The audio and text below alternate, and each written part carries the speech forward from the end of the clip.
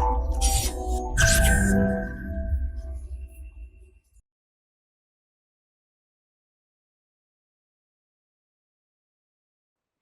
दोस्तों, this is Vishakha Daga coming up with next round of News Simplified. Now bond yield, bond price इसके बारे में हमेशा confusion रही, उनका relationship क्या है इसके बारे में रही. But then I talked about this और उसकी वीडियो आपको मिल जाएगी ढूंढने पे यहीं पे हमारे प्लेटफॉर्म पे. But then bond yield is also impacted by other factor that is time. और उसके साथ जो रिलेशनशिप है उससे हमारे यील्ड कर्व वगैरह बनते हैं.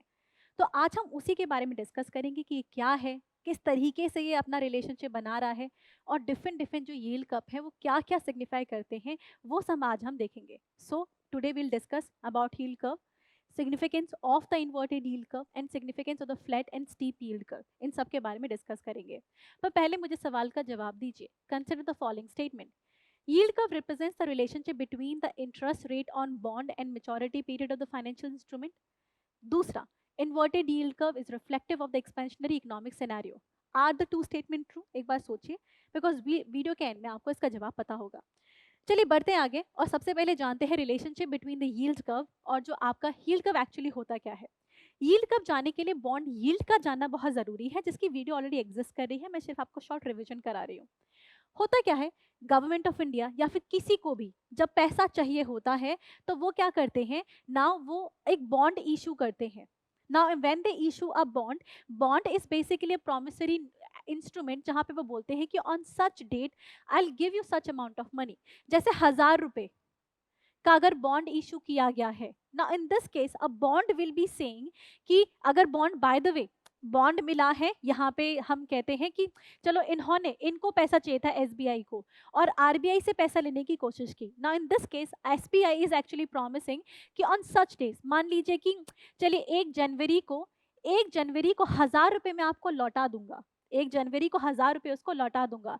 तो जो 1,000 रुपए लौटाने की बात की गई है इसे कहते हैं face value of the bond, मतलब जितना लिखा हुआ है. ये एसबीआई प्रॉमिस कर रहा है आरबीआई को एंड आरबीआई इन रिटर्न उसको पैसे दे रहा है कि ठीक है 1 जनवरी को पैसा रिटर्न कर देना. But in this case RBI is not giving the entire amount. RBI is actually giving the 900 rupees because RBI is not charging just interest. May be interest ना चार्ज कर रहा हो अगर जीरो कूपन हुआ तो, वो भी मैं डिस्कस कर चुकी हूँ. Now in this case 100 rupees which is not given by the RBI is its profit. ये हो गया उसका प्रॉफिट. इसको कहते हैं कूपन रेट. इसे क्या कहते हैं, कूपन रेट. ये फिक्स्ड है, जैसे 10% हो गया इस केस में, ये लिखा होगा इस पे कि 1,000 रुपए रिटर्न करने हैं और 10% इसकी कूपन रेट है. ये फिक्स है. फेस वैल्यू आपका फिक्स होता है और आपका कूपन रेट भी फिक्स होता है. इन चीजों का आप क्या रखेंगे, ध्यान. ठीक है. ये प्राइमरी मार्केट में जब सीधा आपका चेंज हो रहा हो तो इसको कहते हैं ये. But in case of secondary market अगर बाय द वे आरबीआई को पैसा चाहिए तो वो क्या करेगा, ये इंस्ट्रूमेंट को दोबारा बेच सकता है. नाउ इन दिस केसेस की बोली लगेगी. तो मे बी अब देखेंगे यहाँ पे ये जो इंस्ट्रूमेंट है वो एक्चुअली 900 रुपए का है. 1,000 रुपए तो फाइनल वो मिलेगा बट 900 रुपए का पहली बार में बेचा गया. 900 रुपए में बिका नहीं, 1,000 रुपए फाइनल आपको बेनिफिट होगा. मे बी अगर इसकी डिमांड कम है तो ये शायद 800 रुपए का बिक जाए और अगर डिमांड ज्यादा होगी तो मे बी 950 रुपए का बिक जाए. Now in this case the things have change. Secondary market में जितने रुपए का कोई आपका इंस्ट्रूमेंट बिकता है उसको कहते हैं बॉन्ड प्राइस. समझ में आया. तो फेस वैल्यू क्या होती है, जो उस पर लिखा हुआ है जितना पैसा फाइनली रिटर्न करना है, और जितना वो सेकेंडरी मार्केट में बिकता है अकॉर्डिंग टू डिमांड, कि अगर डिमांड ज्यादा है तो मे बी आपका महंगा बिकेगा और अगर सस्ता है तो सस्ता बिकेगा. तो इसको कहते हैं बॉन्ड प्राइस. सेकेंडरी मार्केट में जितने का बिक रहा है. और इस केस में क्या होगा, इफेक्टिव इंटरेस्ट रेट आपकी चेंज हो गई. वाई, पहले बेसिकली आपको 1,000 रुपए कमाने के लिए 900 रुपए इन्वेस्ट करने पड़ रहे थे. अब जरा केस 1 देखिए. अगर हम यहाँ पे केस 1 का अगर आप ध्यान देने लगे अच्छे से, देन वी कैन नोटिस, आप यहाँ वाले केस में आप देखोगे कि अब 1,000 रुपए कमाने के लिए आपको सिर्फ 800 रुपए इन्वेस्ट करने पड़ रहे हैं. तो इसमें देखोगे, इसमें जो इफेक्टिव इंटरेस्ट रेट है वो ज्यादा है, राइट ना. अब आपको 800 रुपए कमाने के लिए 1,000 रुपए फाइनल में लेने के लिए, फाइनली जो 1,000 रुपए मिलेंगे उसके लिए सिर्फ 800 रुपए इन्वेस्ट करने पड़ रहे हैं. तो इस केस में क्या हो गया, इस इफेक्टिव इंटरेस्ट रेट को कहते हैं yield. Yield is high.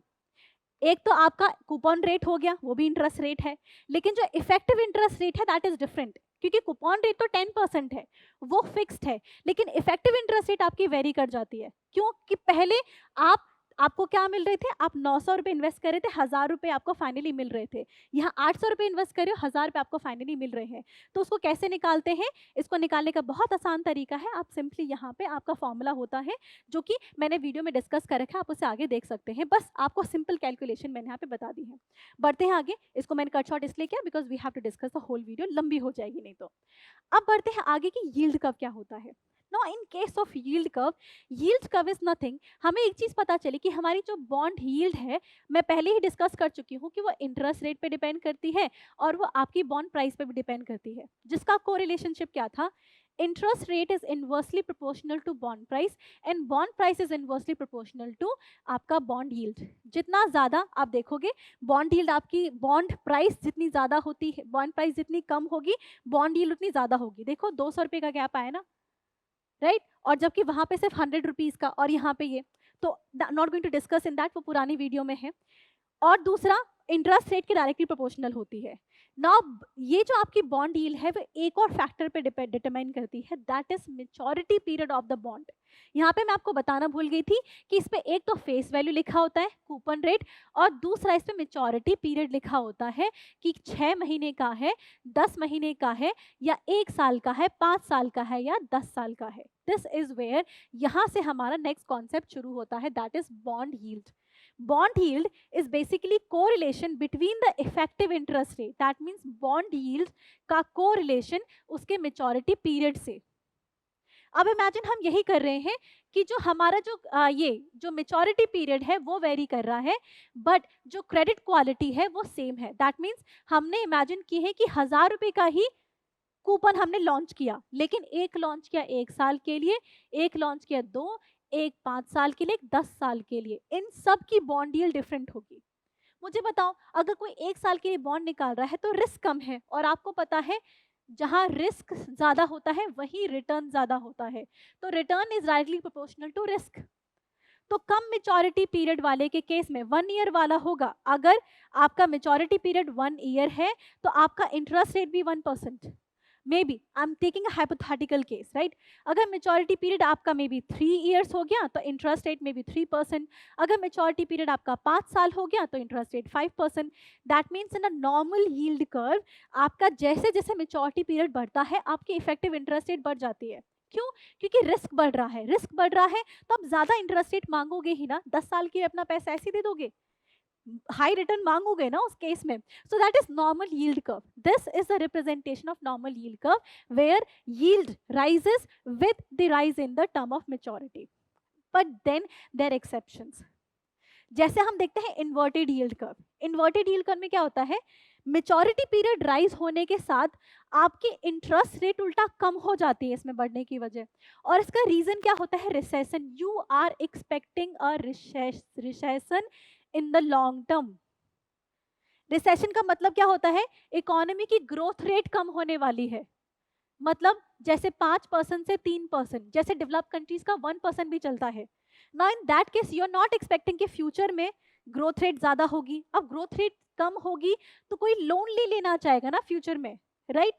If as a businessman I am expecting कि फ्यूचर में ग्रोथ नहीं होने वाली, इमेजिन मैं यूरोपियन कंट्री में हूँ, I am not expecting much growth, तो मैं लोन नहीं लेना चाहूंगी क्योंकि मैं अपना आउटपुट नहीं बढ़ाना चाहती, मैं इसी आउटपुट से खुश हूँ।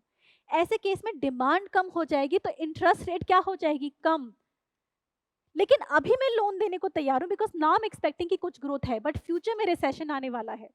सो इन्वर्टेड यील्ड कर्व शोज कि विद द मेच्योरिटी पीरियड, मतलब अगर अभी 1 साल 1 ईयर का मेच्योरिटी पीरियड है तो मे बी 5% की ग्रोथ रेट में दे रही हूँ, पर जैसे ही मेच्योरिटी पीरियड हो गया 5 साल का तो मे बी सिर्फ 2% का रेट दूंगी, और दूर चली गई तो इंटरेस्ट रेट और कम हो जाएगा। आई am expecting a recession in long term, तो मैं लोन नहीं लूंगी तो इंटरेस्ट रेट कम हो जाएगी फ्यूचर में, तो जो लॉन्ग टर्म इंस्ट्रूमेंट है उनकी इंटरेस्ट रेट उल्टा इसमें कम हो जाती है इन केस ऑफ रिसेशन। तो ये तो था ये। अब आते हैं आपका फ्लैट। फ्लैट भी होता है। फ्लैट इज नथिंग, इसमें क्या है, with the change in maturity period आपका बेसिकली क्या हो रहा है इस केस में, आपका वो नहीं चेंज हो रहा, यील्ड नहीं चेंज हो रही है। ओके, मेच्योरिटी पीरियड आपका 1 साल, इंटरेस्ट रेट 1 साल, मेच्योरिटी पीरियड 2 साल, इंटरेस्ट रेट अभी भी ये 2% है, अभी भी 2%, मेच्योरिटी पीरियड आपका 5, 10 कितना भी हो गया, इंटरेस्ट रेट कांस्टेंट है। Now this is basically nothing, ये ट्रांजिशन पीरियड में होता है आपका, जब आपकी इकोनॉमी नॉर्मल से इन्वर्टेड की तरफ मूव कर रही होती है तो बीच में एक ट्रांजिशन फेस आता है ऐसा फ्लैट कर्व का। तो ये समझा गया, इसका मतलब every yield curve is talking something about economy. Normal yield curve ऐसा होता है, इसका मतलब इकोनॉमी की ग्रोथ होने वाली है। इन्वर्टेड yield curve ऐसा होता है, इसका मतलब इकोनॉमी आपके रिसेशन पीरियड में जाने वाली है। और आपका फ्लैट yield curve ऐसा है, इसका मतलब यहाँ से यहाँ मूव होने वाला है, ये सिर्फ आपका ट्रांजिटरी पीरियड आ गया है। समझ में आया? और एक आपका इसके बाद एक और ध्यान रखिएगा, एक एक्सट्रीमली स्टीप कर्व होता है, वो बिल्कुल और मतलब होता तो ऐसा ही है, बस थोड़ा ज्यादा एक्सेप्शनली हाई पहुंच जाता है वो।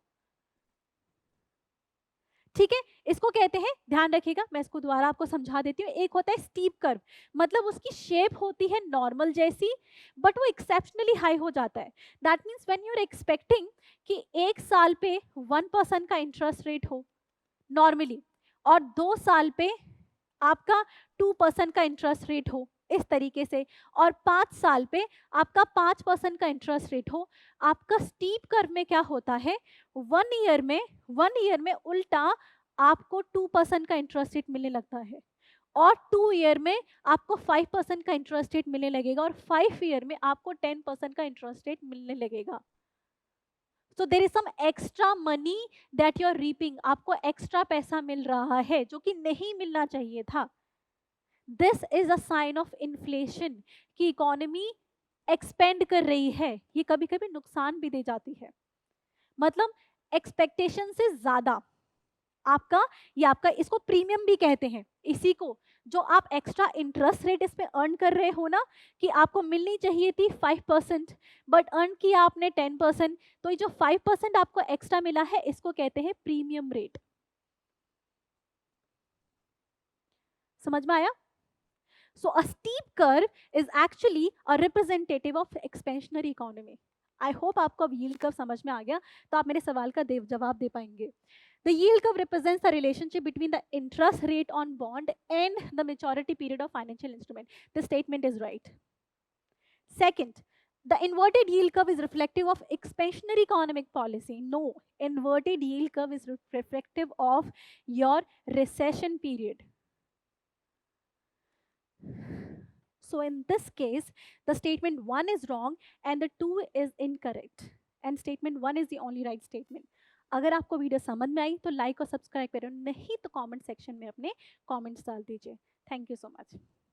Current Affairs by Forum IAS is an all-in-one program that covers the dynamic aspect of the syllabus from both prelims and mains perspectives. Last year, we have helped more than 100 students crack IAS with our current affairs classes.